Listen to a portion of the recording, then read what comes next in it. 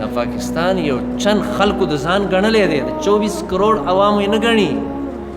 حالان کې دی کې د هر چا حق دی. نن ظلم دې حد ته ورسېد، ظلم دې حد ته ورسېد د مسلمان، او خاص طور بیا زموږ د حکمرانانو چې د سیاسي او د سیاست د انتقام په بنیاد باندې دا د خلکو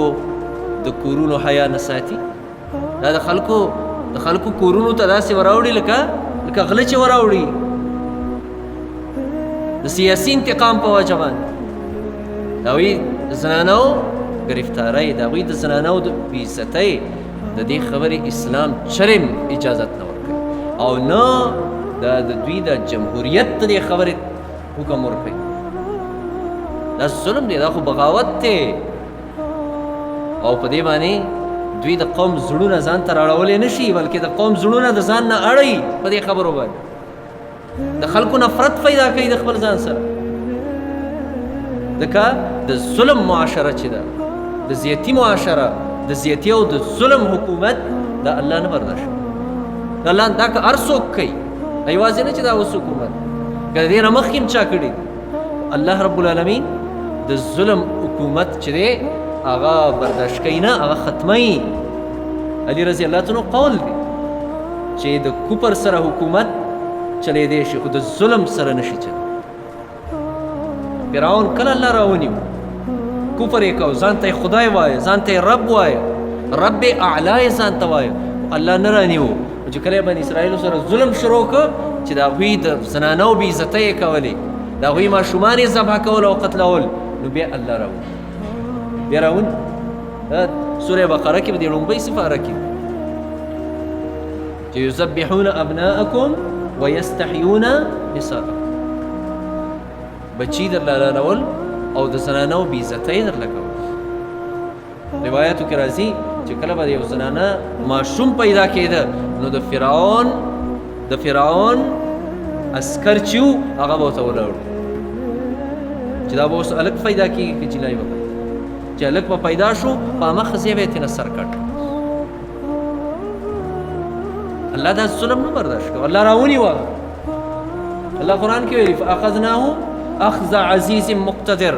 دی ما راونیو په مضبوطو رانیولو سره، او د مضبوط کس د رانیولو غونته مې راونیو.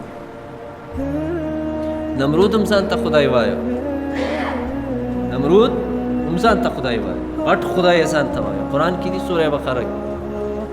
او د دې حده پورې چې ویل زم ژوندي کول او مړه کول کولی شم، الله په دې خبرو نه رانیو، په دې الله نه دی رانیو. چې کله یې ظلم شروع، او اولنی ظلم هغه د ابراهیم علیه السلام سره وکړه چې اور کې ور واچو، چې دا ظلم یې وکړه، الله بیا راونی، الله بیا راونی. ځکه داسې نور ډېر زیات مثالونه دي. ابو جهل الله کله راونیو، چې کله د عمار او د یاسر او د سمیه رضی الله تعالی عنها هغې سره ظلم وکړه او په نیزو یې ووهل، الله پاک بیا دې څومره ذلیله کړه چې د دوه وړو ماشومانو په لاس باندې دی قتل. ځکه الله رب العالمین قرآن مجید کې د کفر نه زیات موږ او تاسو د ظلم نه منې کړ، د ظلم نه منې کړ. او د قیامت په ورځ باندې، د قیامت په ورځ باندې نبی کریم صلی الله علیه وسلم فرمایلی هغه حاکم چې هغه بادشاه چې هغه ظالم دی دا به د الله نه ډېر لري، او د ده سزا نبی کریم صلی الله علیه وسلم حدیثو کې بیان کړې ده. وخت کم دی، ځکه عزتمندو علمو خپل ځان ته کتل پکار دی چې نن زه ظلم وکم، سبا به ما سره ظلم کېږي. دا الفاظ دي کما تدینو تدان، څنګه چې چا سره کوي هغه شان به تا سره کوي. او د دې تاریخ ګواه دی دې خبرې چې چا سره څنګه کړي، همغه چل لږ وخت بعد د سره شو ځکه د ظلم سزا چې ده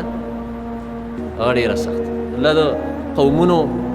د قومونو واقعیت بیان کړي دي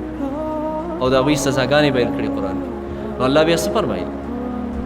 الله بیا فرمایلي دا ما په دې وجه ورله دا عذابونه ورکړل بما ظلمو په دې وجه چې دوی ظلم کوو نن چې موږ او تاسو په دې ملک کې چې دا د عدل او د انصاف د نظام دپاره آزاد شوی و دا د قرآن د نظام دپاره آزاد شوی و دا 80 کالو نه زیات وشو چې د دې ازادي راغلې د دې ملک او آزاد دی که نه دی نه دی آزاد خو هغې ته وایي چې په هغې کې د مسلمان د کتاب نظامي چې دغه نظام پکې ني دا څنګه آزاد کېږي اویا څه د پاسه 80 کالو کې د قرآن نظام دلته رانغی حالانکې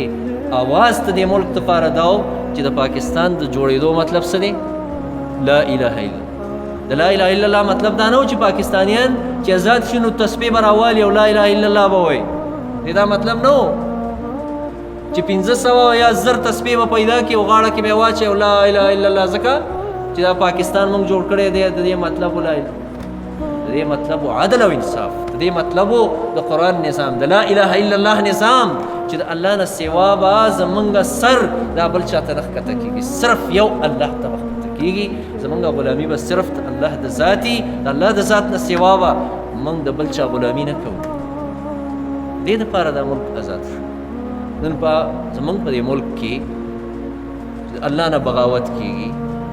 د الله نه باغیان دي او ظلم او زیتی په هره طریقه باندې